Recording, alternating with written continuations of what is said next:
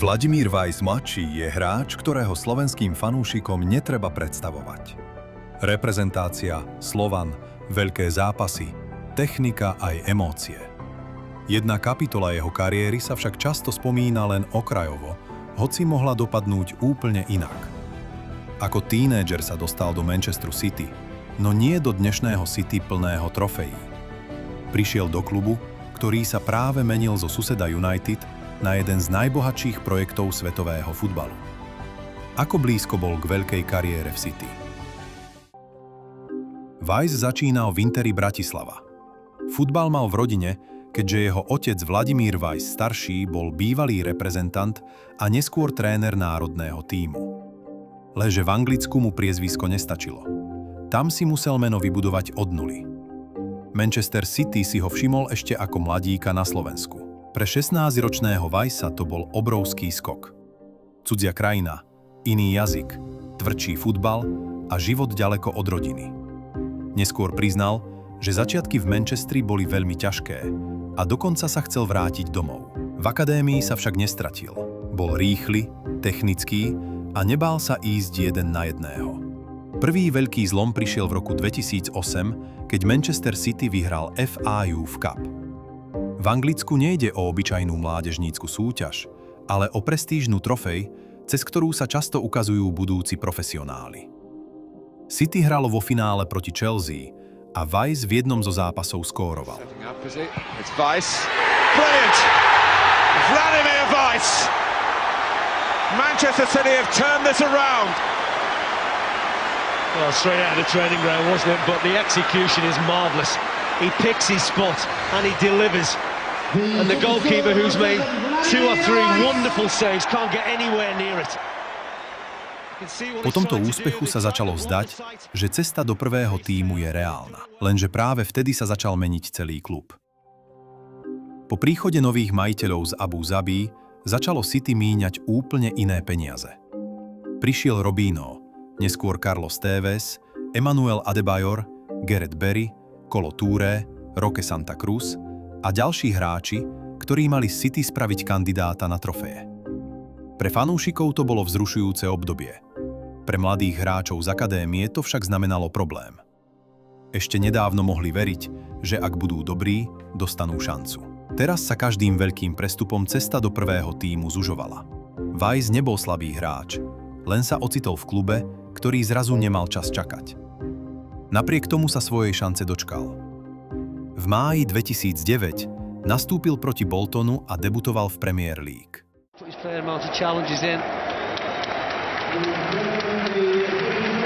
to the response. Standing ovation. Steve Allen, Manchester City's player of the season, going off to a standing race as well for Vladimír Weiss, the 19-year-old who here now makes his Premier League debut. There's got 20 minutes to make an impact in a game.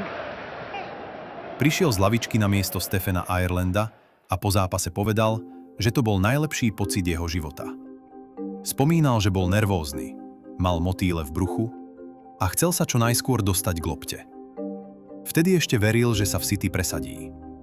Hovoril, že chce hrať za tento klub, že ho miluje a chce zostať. Šance však dostával hlavne v pohároch. A práve v jednom z nich prišiel moment, ktorý sa stal vrcholom jeho pôsobenia v Manchestri. City nastúpilo doma proti Arsenálu vo štvrťfinále ligového pohára. Arsenal bol stále veľký pojem. Tím Arsena Wengera, technický futbal a klub zvyknutý na dôležité zápasy. City viedlo po góloch Teveza a Wrighta Phillipsa 2-0. Potom prišiel na ihrisko Weiss. V závere sa Craig Bellamy dostal po ľavej strane dopredu, poslal loptu do 16-ky a tam sa objavil on. Backed himself some 13 goals last season. He's got a really good defensive side to his game.